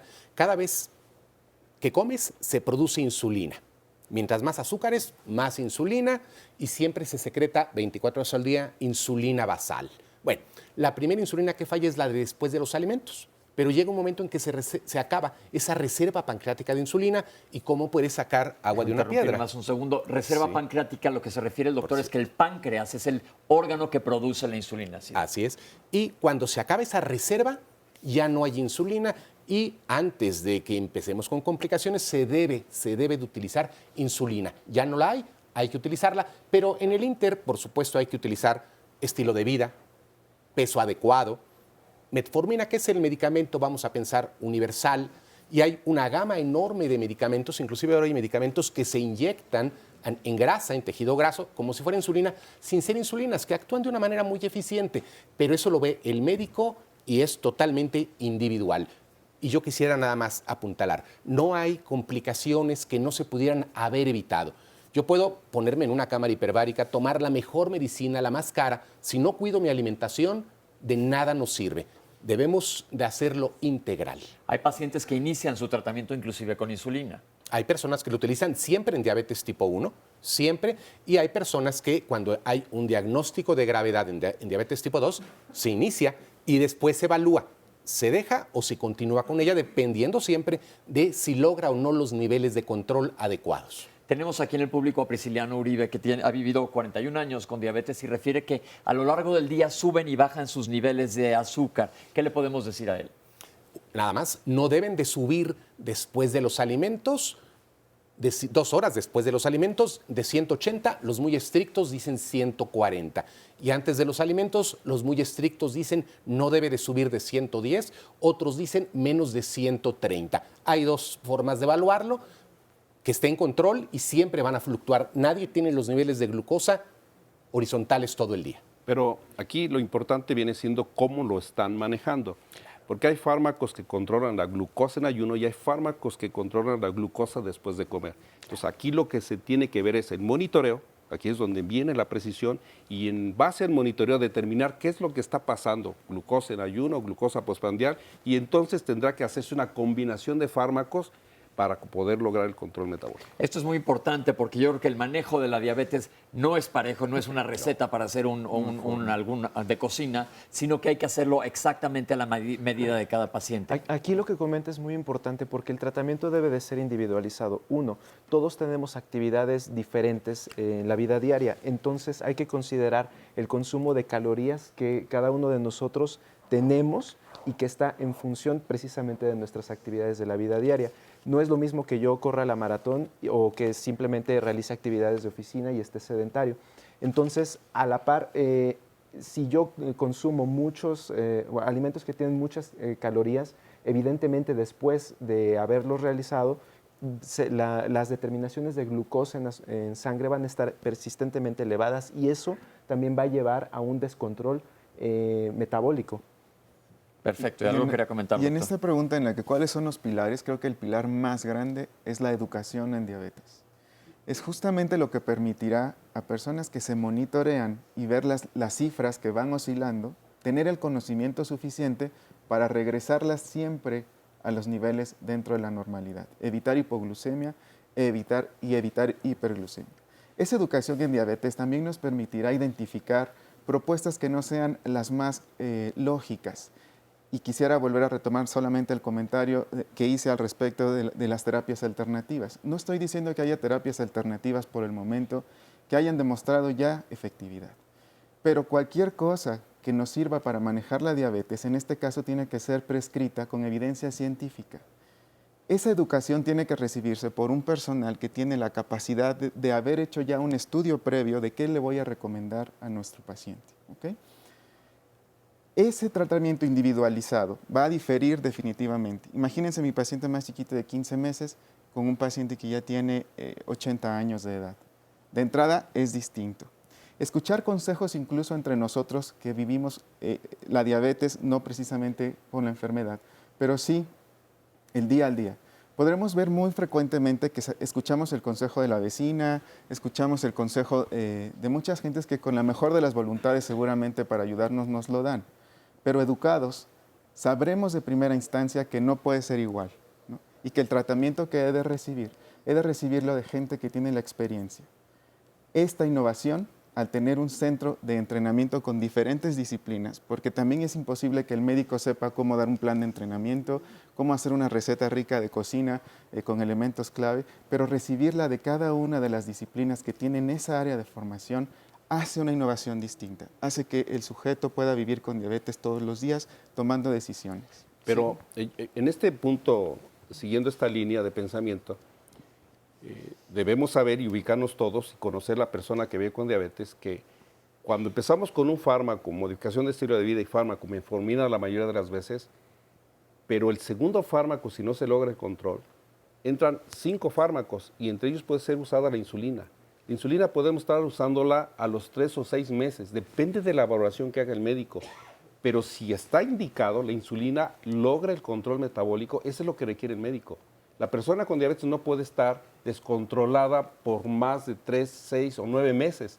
Tenemos que lograr el control de la persona con diabetes lo más pronto posible. Y si es necesario usar a los 3 meses o 6 meses insulina, la utilizamos porque el objetivo es lograr las metas de control. Este es lo más importante. Es decir, la variedad de fármacos va de acuerdo a lo individual. Y entre esto puede usarse la insulina para lograr el control metabólico. Y volver, sí, doctor. Apuntalando lo que dice el doctor Antonio González y una pregunta enlazándolas, el problema no es la insulina, ella no te va a dejar ciego nunca. Lo que deja ciego es la retinopatía diabética por mal control glucémico y metabólico y porque se utilizó la insulina demasiado tarde.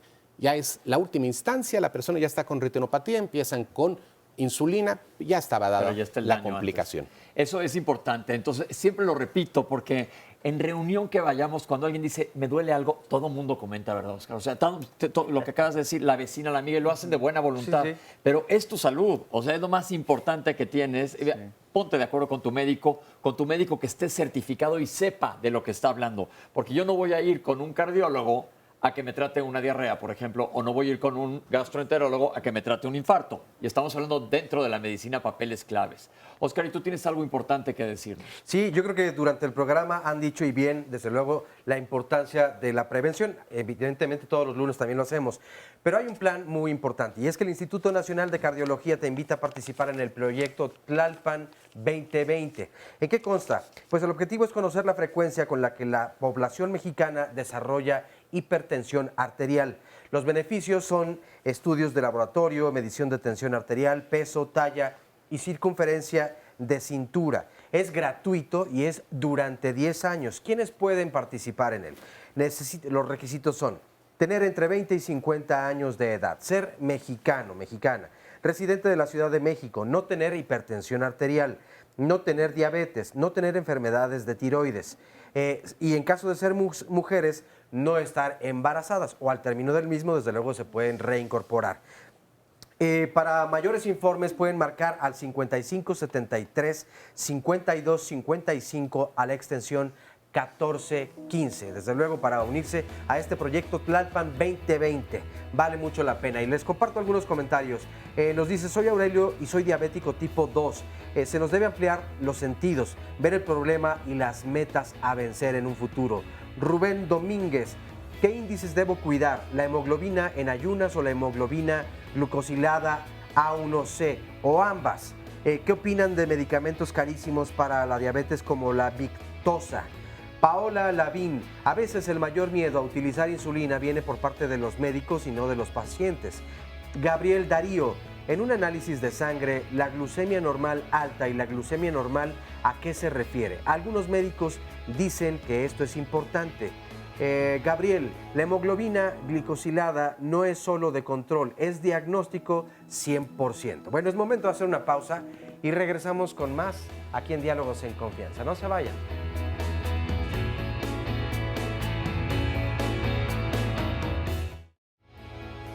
Ya regresamos a Diálogos en Confianza, qué bueno que continúan con nosotros. Les leía llamadas y comentarios y hay uno importante también de Juanita Villanueva que dice cómo afecta la actividad sexual en ambos, tanto en hombres como en mujeres. Tema también muy importante. Pero ¿de qué vamos a hablar el lunes de la próxima semana aquí en Diálogos en Confianza? Hablaremos de la enfermedad pulmonar obstructiva crónica, también conocida como EPOC.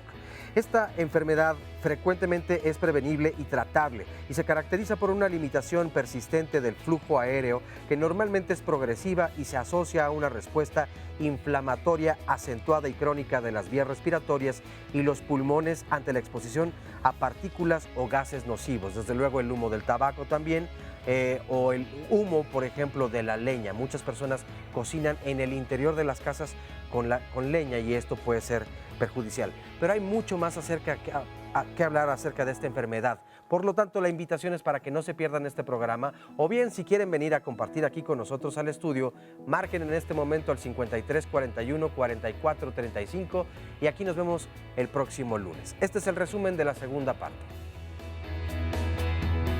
Que las metas de control deben estar, lograrlas y mantenerlas permanentemente. Esto es lo importante para prevenir todas las complicaciones. Que la persona que vive con diabetes debe participar en el tratamiento el 50%, debe integrarse, debe conocer, debe informarse. Un nivel de hemoglobina glucosilada excesivo, de entrada nos está diciendo, está llegando menos oxígeno a todo el cuerpo. Y con menos oxígeno, pues los tejidos envejecen. Estamos envejeciendo de una manera prematura, perdiendo la capacidad visual, perdiendo la capacidad motora. El control de los niveles de glucosa es la medida más óptima para el tratamiento y seguimiento de la retinopatía diabética. De precisión de diabetes deben quedar muy claras. No puede quedarse si sí o si no. Es glucosa en ayuno plasmática mayor de 126, 2 veces tomadas en el término de 8 días. 2. Hemoglobina glucosilada mayor de 6.5. Y 3. Si hay duda, hay limítrofes en estos valores, hacer curva de tolerancia oral a la glucosa que debe salir mayor o igual a 200. Esta última, si hay dudas, es la que aclara, precisa si es o no tiene la persona diabetes. La alimentación, la actividad física se complementa con todo tratamiento. Los medicamentos son muy buenos, pero no pueden solucionar todo. La educación es lo más importante en el control de la diabetes. Nos regresa un poquito hacia atrás. Jocelyn decía, el paciente que sabe más, vive más. Llegar a los niveles más normales de glucosa y entonces evitar complicaciones como ceguera, insuficiencia renal y amputaciones. Hay una alteración en la sensibilidad. La persona empieza con ardores, adormecimientos, va progresando hasta que llega un momento en que ya no siente dolor. Hemos estado y seguimos haciendo. ¿Cómo se han sentido ustedes y cuáles han sido los logros que han observado en ustedes? Bueno, el Grupo Ayuda Mutua es una estrategia nacional que surge como apoyo a todos los pacientes con enfermedades crónicas degenerativas. Se establece el protocolo de reunir a los pacientes para que mediante experiencias personales puedan autoapoyarse en el control de su padecimiento. Los acompañamos en ese proceso haciéndole sus mediciones de manera frecuente en cuanto a la medición de su cintura, el peso, su talla, sus niveles de glucosa y su presión arterial. Y vamos siguiéndolos y vamos percatándonos de que vayan disminuyendo su presión, sus niveles de glucosa, su hemoglobina glucosilada, que es el elemento más importante en el control de la diabetes, y que el nivel del diámetro de la cintura sea menor a lo esperado. Estas reuniones nos permiten conocer que van trabajando en lo adecuado. Este Grupo Ayuda Mutua, que al de aquí se llama el Centro de Atención Especial a la Diabetes, estos grupos son una estrategia excelente, ha mostrado mucho éxito. Las acciones están programadas en este grupo una vez al mes, el tercer viernes de cada mes, y tienen un promedio de 2 a 2,5 horas de duración. Iniciamos en la mañana con las mediciones, como repito, de sus parámetros. Posteriormente hacemos 2 intervenciones directas con ellos, en las que les hablamos de los padecimientos y permitimos que ellos hablen de sus comportamientos en el padecimiento. Y segundo, hacemos talleres en los cuales ellos de manera interactiva inician sus procesos de control. Por ejemplo, hemos tenido talleres del aseo de los pies y el cuidado de los pies, y luego les damos una sesión completamente técnica, pero llevada a su nivel, para que conozcan el pie diabético y lo puedan identificar antes de que ocurra cualquier problema. El pertenecer a este grupo es una primicia, pero todo paciente diabético en cualquier unidad médica puede pertenecer a este grupo. No hay requisitos, no hay individualidades preferenciales. Basta con que el paciente decida ingresar al grupo para su autocontrol, es bien recibido. Y estas sesiones, repito, son buenas para ellos. Muchos conocen bien la enfermedad, saben cuáles son sus complicaciones y están al pendiente de que no ocurran ellas. Y en los fines de semana, cuando se hacen su automonitoreo en casa, están muy al pendientes de que no se vaya de las cifras que le estamos recordando y pidiendo que estén al pendiente para su mejor control. En esta cápsula básicamente se contesta la pregunta que hablaban del apoyo psicológico, claro. Y es una maravilla que existan clínicas como estas. Doctores, estamos en la recta final y hay muchas preguntas. Les pido que seamos breves con los comentarios. Aquí en el público está Norma, que nos dice que tiene pie diabético y ya está en tratamiento en la clínica y está, no sé si esté con la cámara hiperbárica. ¿Alguna recomendación más para ella? Que además de eso tiene que tener muy pendiente el control de su glucosa. Salvar un pie no implica que si me descontrolo nuevamente, el otro pueda no caer en riesgo. Perfecto. Aprovecho para decir de la hemoglobina glucosilada. Esa es la pregunta que sigue. Sí. Ya se usa para ambas circunstancias, tanto para diagnóstico como antes, y se sigue utilizando tanto para control. Ambas circunstancias son herramientas muy importantes. Toda persona que vive con diabetes debe saber qué nivel de hemoglobina glucosilada tiene. Perfecto. No puede ignorarlo. Y aprovecho aquí para decir dos cosas. La primera de esas es que ustedes deben, el paciente que vive con diabetes, debe formar parte del equipo. Es la persona más importante en todo esquema de salud que nos dediquemos a dar atención al paciente con diabetes. Debemos escuchar y modificar y moldear los sistemas de atención en base a sus necesidades, en base a la factibilidad y en base a las preferencias. Es decir, comentar con ustedes las alternativas de tratamiento, dialogar, consensar, ponernos de acuerdo, negociar, porque aquí lo importante, si tenemos familia, es lograr que tengamos el mayor bienestar. De tal manera que todo sistema de salud, si no contempla esta manera de ubicar al paciente que vive con diabetes, no va a dar resultado, no va a darse lo que nosotros finalmente buscamos, que es lograr que ustedes tengan un bienestar adecuado. Y en este término, deben ustedes preguntarle a su médico, ¿tengo yo además síndrome metabólico? Esto es bien importante porque es cuando se sabe si tenemos factores de riesgo asociados. Y recuerden, que controlamos el nivel de glucosa, controlamos la diabetes, pero si no controlamos la presión arterial, no controlamos los lípidos, no controlamos otros, el corazón, insuficiencia cardíaca y todo lo que está asociado, no logramos un bienestar adecuado. Entonces pregunten a su médico si no tienen síndrome metabólico. Perfecto, doctor. Hablaban de más tipos de diabetes. ¿Qué pasó con la LADA? Bueno, la diabetes tipo LADA es una parte de la diabetes tipo 1. Doy sus siglas, es LADA. Diabetes autoinmune latente del adulto. Va a requerir insulina tardía en su tratamiento, pero se presenta como si fuera diabetes tipo 2. Al final requiere insulina y hay anticuerpos demostrados en sangre que van destruyendo sus células productoras de insulina. Perfecto. ¿Los ayunos prolongados afectan? Sí, definitivamente se debe de tener un régimen con, clásicamente se establecen 3 alimentaciones y 2 colaciones porque los ayunos prolongados activan un gen del ayuno prolongado precisamente en donde se desencadena en ciertos procesos para aumentar la reserva metabólica, entonces el paciente se somete a un descontrol. Entonces básicamente la respuesta es sí, los ayunos prolongados hay que evitarlos. No me da hambre, tengo epilepsia y diabetes. ¿Qué le podemos decir a esta persona? Que lleve su control adecuado. Son 2 circunstancias que están asociadas. Una requiere un control para lograr el control glucémico. Ningún fármaco, y aquí hay que preguntar, que no condicione hipoglucemia. Aquí lo que debe evitar ella es que el fármaco para el control de sus niveles de glucosa no le condicione hipoglucemia, que ese es el riesgo. Por lo demás no habría problema. ¿Por qué estoy adelgazando si me estoy controlando del azúcar? Lo más probable es que pueda tener una condición que se llama glucotoxicidad. Entonces habría que revisar óptimamente el control que está teniendo antes de la glucosa, antes de los alimentos y 2 horas después de los alimentos, y también la dosificación del medicamento. Perfecto. Me vuelven a pedir que si podemos repetir los valores de referencia en el adulto, doctor. De diagnóstico, sí, son glucosa plasmática en ayuno, mayor o igual a 126, tomadas en 2 ocasiones, en el lapso de 8 o 15 días no más. Hemoglobina glucosilada igual o mayor a 6.5.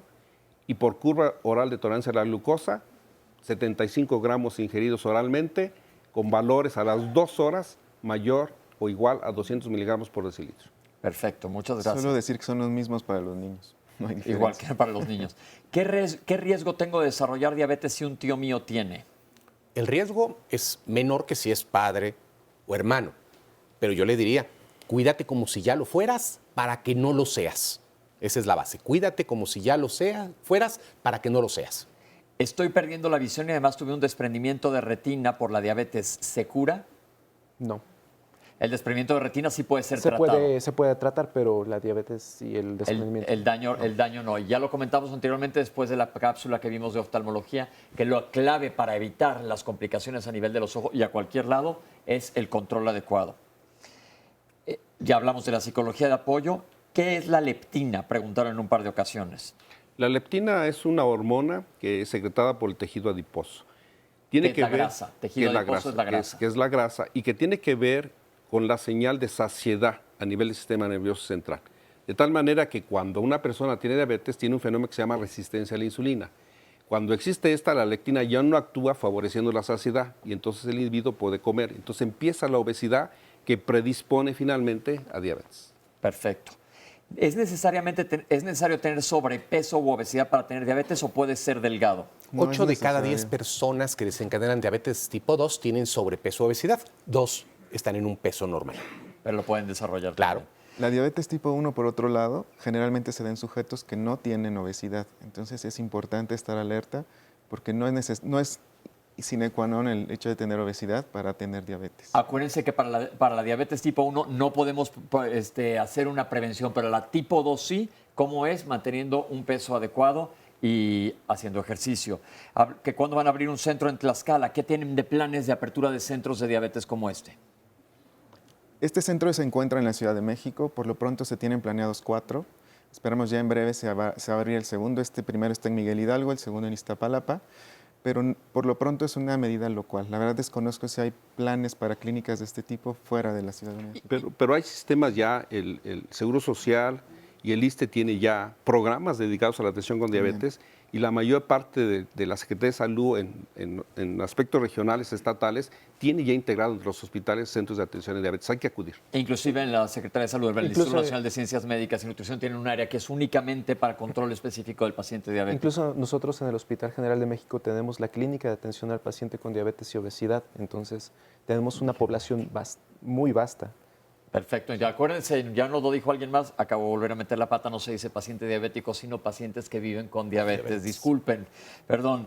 Ya hablamos de lo que es la metformina y aquí en La Paz se ve muy mal que te cuides. ¿Qué le decimos a la persona que está en La Paz? Que se cuide aunque se vea muy mal. Sí. Pon el ejemplo porque lo más importante es tu salud. ¿Qué te importa a todos los que digan los demás? Es como cuando hemos hablado, por ejemplo, de alcoholes. Todo el mundo me está forzando. No, pues nadie te tiene por qué forzar. Nada más cuídate tú, te tienes que cuidar. A propósito de alcoholes, había una pregunta, que ¿qué tanto daño le hace a una persona que vive con diabetes el alcohol? El alcohol, sí, era una de las preguntas, doctores. Depende de la cantidad. Si sus niveles de glucosa están bien controlados y en un momento extraordinario un varón se toma hasta 2 copas, una mujer una copa, no habría mayor problema. El riesgo es que si está utilizando medicamentos puede generar hipoglucemia posterior. De momento la sube, pero puede generar bajos niveles de glucosa. Hay que tener cuidado, no se puede consumir bebidas alcohólicas sin alimentos. Pero de vino tinto. Okay, vamos, que es el único que Mis 4 abuelos tienen diabetes. ¿La tengo yo ya en mi sistema? Genéticamente hablando es como tener el ojo claro. Mis 4 abuelos son de ojo azul. Yo puedo tener ojo azul, por supuesto. Solamente se dice, la diabetes, la herencia es la pistola, el estilo de vida es el gatillo o disparador.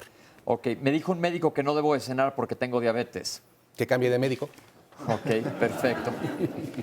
Ya hablamos de los chequeos básicos que también nos preguntaron. ¿Dónde queda la clínica? Y dijeron que la delegación Miguel Hidalgo ¿cuánto cuesta y si es para todo el mundo? Esta clínica es para pacientes que tienen seguro popular del Distrito Federal y exclusivamente eso, una hoja de referencia, no tiene ningún costo.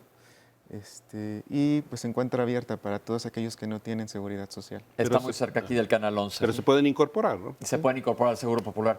Yo tengo intolerancia a carbohidratos. ¿Qué quiere decir esto? Que tiene una alta probabilidad de desarrollar diabetes. A ver, la intolerancia a carbohidratos o intolerancia a la glucosa está de la mano con resistencia a la insulina. Cabe señalar que la resistencia a la insulina se da en personas que tienen sobrepeso u obesidad.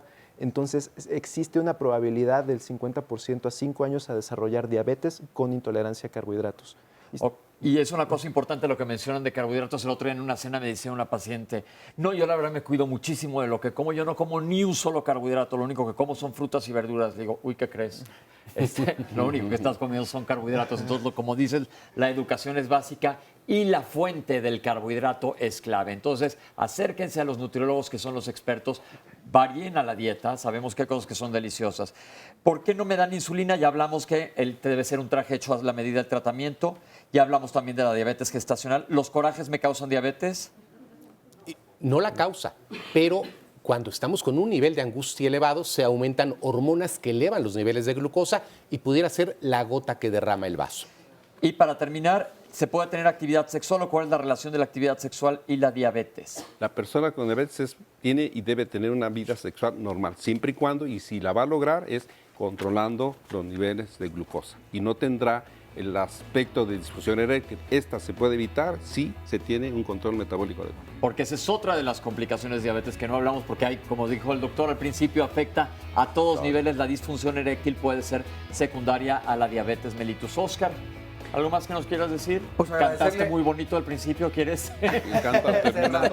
Con más dulce. No, agradecerle a todas las personas que nos comunicaron sus dudas y que si se lo perdieron o perdieron en una parte, lo pueden ver desde luego en YouTube. Publicaremos más tarde o mañana la liga para que lo puedan ver. Gracias por acompañarnos, a todas las personas que están aquí, a todos los que nos han acompañado en su casa y a todos los panelistas que han estado aquí con nosotros.